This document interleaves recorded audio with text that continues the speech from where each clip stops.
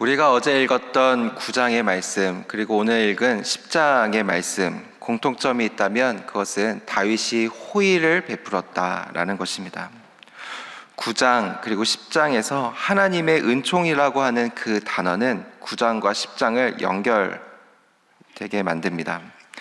9장 1절의 말씀을 보시면 하나님의 은총이라는 단어가 있습니다. 히브리어로 헤세드라는 단어인데요. 10장 2절에서도 하나님의 은총, 헤세드라는 단어를 사용하였습니다. 다윗은 하나님께서 주신 선한 마음으로 은혜를 베풀었다라는 것을 우리는 알 수가 있습니다. 그러나 9장과 10장의 차이점이 있습니다. 그것은 무엇인가? 9장에서는 모든 것이 다 좋았습니다. 무비보셋에게도 좋았고 다윗에게도 좋았습니다. 그러나 10장에서는 다윗의 선한 의도가 다르게 진행된다라는 것을 우리는 볼 수가 있습니다. 10장의 내용을 살펴보면 어느 날 암몬 왕 나하스가 이제 죽게 됩니다. 다윗은 나하스에게 받은 은혜를 갚고자 합니다. 여기서 우리는 그 은혜가 어떤 은혜인지를 구체적으로 알 수는 없습니다. 다만 추측하기를 다윗이 사울을 피하여 도망 다녔을 때 그때 도움을 받은 그 은혜였지 않았을까 추측을 합니다. 다윗은 받은 은혜를 잊지 않고 고마운 마음과 위로의 마음을 전하고자 조문단을 보내게 됩니다. 그러나 이 나하스의 아들 한우는 조문단을 스파이로 간주하여서 노골적으로 조롱을 하게 됩니다. 조문단들의 수염을 깎고요, 이 옷의 엉덩이 부분을 잘라가지고 굉장히 민망한 상황을 연출하게 됩니다. 이것은 외교적으로 굉장히 신뢰를 범하게 된 것이죠. 이 소식을 들은 다윗은 전쟁을 치르게 됩니다. 이스라엘은 요압을 중심으로 이렇게 전쟁을 꾸리게 되고 이 암몬은 아람군과 연합을 해서 전쟁을 치르게 됩니다. 그런데 결과는 암몬과 아람 연합군이 패하게 됩니다. 이후에 하닷 에셀이 다시 한번 이스라엘에게 전쟁을 시도하였지만 또다시 이스라엘이 승리를 하게 됩니다. 오늘 우리가 여기서 살펴보기 원하는 것은 분쟁은 작은 오해로부터 시작된다라는 것입니다. 다윗은 호의를 베풀었습니다. 하나님의 은총이라는 단어가 사용됐던 것을 보면 다윗의 마음은 하나님의 선한 마음을 가지고 호의를 베풀었을 것입니다. 그러나 한우는 그것을 의심하게 됩니다. 그리고 조문단을 조롱하게 되죠.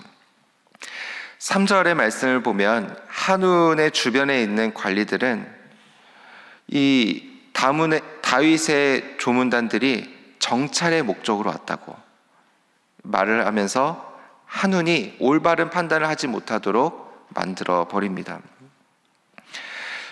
생각해보면 한운과 이 관리들의 이 마음 가운데는 다윗의 영향력이 점점 커지자 마음 가운데 불안한 마음이 있었을 것입니다. 그리고 그 두려운 마음은, 이 감정은 다윗의 의도를 완전히 왜곡하게 만들었던 것입니다.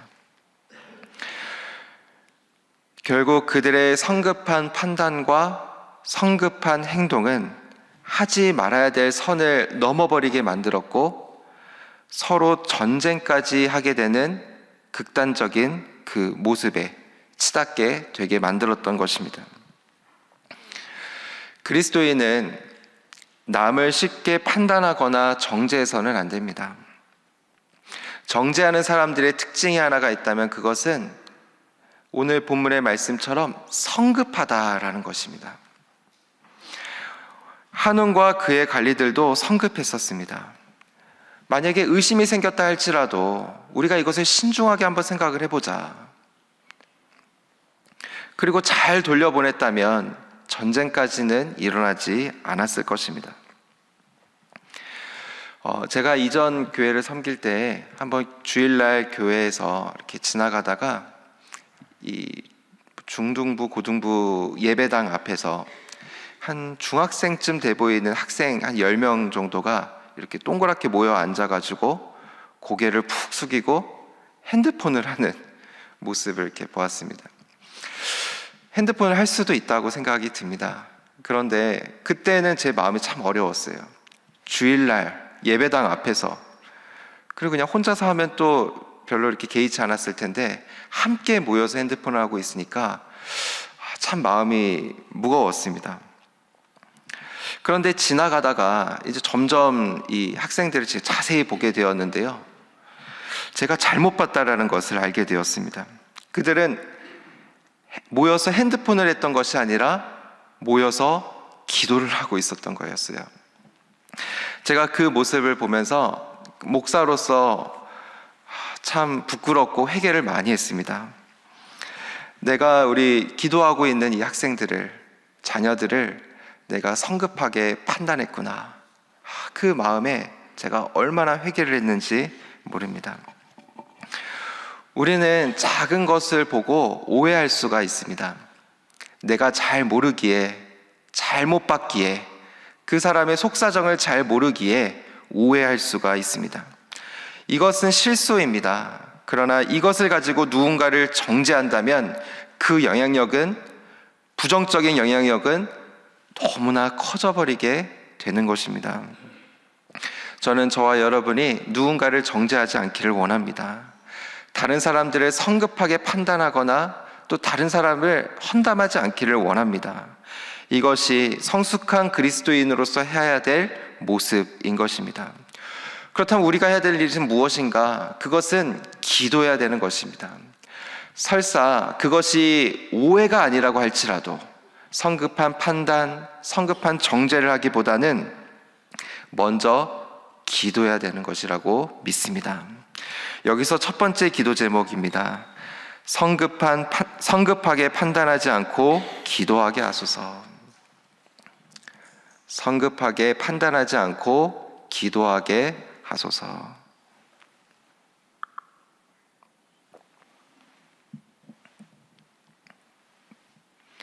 성급하게 판단하지 않고 기도하게 하소서. 네. 지금까지 우리 10장의 말씀을 살펴봤고요. 11장의 말씀을 보시면 다윗의 죄에 대한 이야기가 나옵니다. 암몬과의 전쟁이 있는 시기에 다윗은 전쟁에 나가지 않고 예루살렘에 머물러 있었습니다. 어느 날 다윗이 왕궁 옥상을 지나가다가 저 멀리 보이는 한 여인이 목욕을 하고 있는 모습을 보게 됩니다. 다윗은 그것을 봤다면 내가 잘못 봤네 하고 그냥 지나가면 되는데 다윗은 그렇지 않았습니다. 찾아보고 또 쳐다보고, 그리고 심지어 사람을 보내가지고 그녀를 데려오게 하여 동침하고 그녀를 떠나 보냅니다. 다윗은 죄를 짓게 되는데요, 이 이야기는 여기서 끝이 나지 않습니다. 밧세바에게 이 아이가 생기자 이를 은폐하고자 두 가지의 죄를 더 짓게 됩니다. 첫 번째는 이 밧세바의 남편 우리아가 있었는데요, 그 우리아에게 휴가를 줍니다. 이 다윗이 생각하기로는 우리아에게 휴가를 주면 우리아가 집에 머물게 될 것이고 이 밧세바와 동침하게 되면서 이 가진 아이가 우리아의 아이라고 생각할 것이다. 참 나쁜 생각을 이 다윗은 하게 됩니다. 그러나 우리아는 충직한 군인이었기 때문에 다른 군사들이 고생하고 있어서 자신만 집에 갈 수 없다 생각을 해서 왕궁 문 앞에 밤을 보내게 됩니다. 은폐하려고 했었는데 그 은폐가 실패가 된 거예요. 그래서 다윗은 두 번째 죄를 또 저지르게 됩니다. 요압에게 편지를 써가지고 우리아를 전쟁의 최전단에 세우라고 말을 합니다.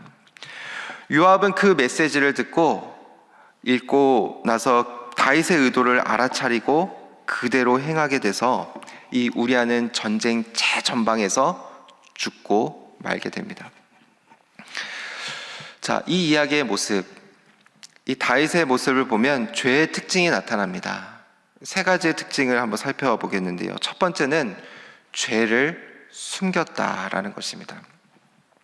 밧세바가 아이를 가지게 되자 다윗은 이를 숨기고자 애를 쓰게 됩니다. 자, 두 번째 특징, 죄가 죄를 낳는 결과를 가지고 오게 됩니다.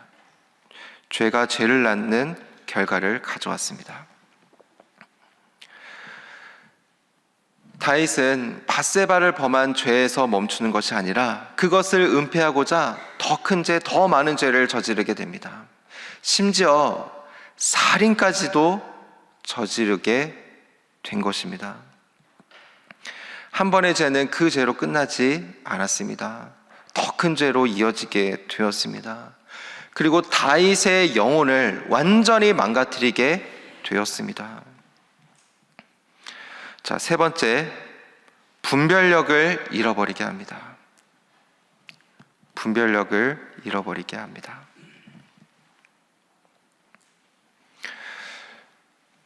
이전의 다윗의 모습을 보면 다윗은 하나님을 경외하는 사람이었습니다.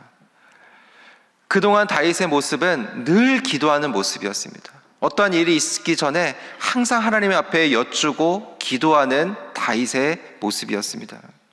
다윗은 무엇이 옳은지 무엇이 그른지 잘 알고 있는 사람이었습니다. 그러나 오늘 본문의 말씀을 보면 이 여인을 보면서부터 그 모습, 하나님은 다 사라지게 되었습니다. 자신의 욕심, 자신의 욕망, 자신의 안위, 이것만 생각하면서 모든 일을 하게 되는 것을 보게 됩니다. 완전히 분별력을 잃어버리게 된 것입니다. 분별력을 잃어버린 나머지 하나님께서 백성을 통치하라고 주신 그 권력을 완전히 사적으로 사용하게 됩니다. 좀 말씀을 좀 찾아보겠는데요. 11장에 보시면 이 보내다라는 단어가 반복해서 나옵니다. 자, 3절의 말씀 보시면 다윗이 사람을 보내. 네, 11장 3절에 보시면 다윗이 사람을 보내. 거기 한번 밑줄을 그어보시기 바랍니다. 사람을 보내서 여인을 알아보게 합니다. 자, 4절을 보시면 다윗이 전령을 보내. 여기도 밑줄을 그으시고요. 여자를 데려오게 합니다. 자, 6절의 말씀, 우리아를 내게 보내라. 이렇게 말씀되어지죠. 요압에게 이제 요청을 하는 거예요. 우리아를 내게 보내라. 자, 14절의 말씀, 요압에게 보내니. 다윗이 편지를 써서 우리아의 손을 통해서 요압에게 보냅니다.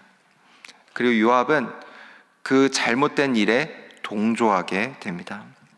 자, 14절 요압에게 보내니. 마지막 27절 사람을 보내. 27절 사람을 보내. 은폐 공작을 마친 후에 다윗은 밧세바에게 사람을 보내어 그녀와 결혼을 하였습니다. 그러니까 11장에서는 이 보내다라는 단어가 계속해서 반복되어 나옵니다. 근데 이 보내다는 다윗이 자신의 권력을 사적으로 이용을 했던 것입니다.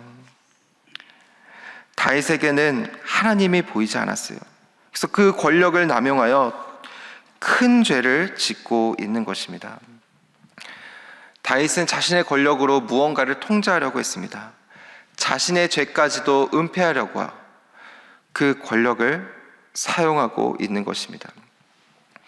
11장에 우리가 자세히 읽어다 보면 특징이 있습니다. 기도하는 다윗이 보이지가 않습니다. 그 전에는 하나님 앞에 늘 기도하며 나아갔었어요. 그러나 11장에서는 다윗은 기도하지를 않습니다. 그리고 또 하나의 특징은 이 11장 전체에서 하나님이라는 단어가 나타나지 않습니다. 어두컴컴한 곳에서 하나님이 없을 것이라고 생각하고 죄를 짓는 다윗의 모습을 우리는 볼 수가 있습니다. 그렇다면 우리는 어떻게 기도해야 되는가? 우리는 회개의 기도를 해야 합니다. 날마다 회개해야 합니다. 작은 죄까지도 우리는 회개를 해야 합니다. 날마다 회개하고 그리스도 안에서 죽고 그리스도 안에서 다시 태어나서 우리는 매일매일 거듭남의 삶을 살아가야 합니다. 다윗이 만약에 일찍 회개를 했었다라면, 음욕을 품었을 때부터 회개를 했었다라면 이런 파국을 맞이하지는 않았을 것입니다. 회개는 우리의 영혼을 살리고 우리를 지키게 하는 하나님의 은총인 줄 믿습니다. 그래서 두 번째 기도 제목입니다. 날마다 회개하게 하소서입니다. 날마다 회개하게 하소서.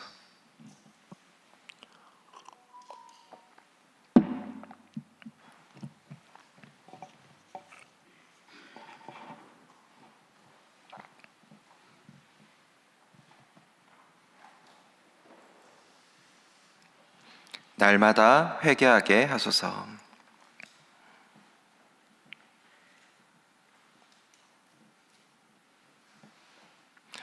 우리는 날마다 회개해야 합니다. 주님, 저에게 이런 잘못이 있었습니다. 작은 것까지도 회개하며 나아가야 합니다. 내가 생각하지 못하는 죄가 있습니까? 하나님, 그것까지도 내가 회개하기를 원합니다. 그것까지도 회개하길 원합니다. 생각나게 해주십시오. 이렇게 우리는 기도해야 합니다. 회개는 우리를 지키는 것이고 우리가 하나님께 더욱더 깊이 나아가게끔 만들어줍니다. 회개하며 날마다 회개하며 살아갈 수 있는 저와 여러분들이 될 수 있기를 주님의 이름으로 축복합니다. 우리 이 시간 함께 기도하며 나아가도록 하겠습니다. 첫 번째 기도 제목, 성급하게 판단하지 않고 기도하게 하소서. 두 번째 기도 제목, 날마다 회개하게 하소서. 이 두 가지의 기도 제목을 위해서 기도해 주시고 우리 여름 성경학교와 또 내일 주일 예배를 위해서 또 내일 설교를 하시는 설교자를 위해서 우리가 함께 중보해 주시기를 바랍니다. 함께 기도하겠습니다. 주여 믿습니다. 주여 믿습니다. 주여 믿습니다.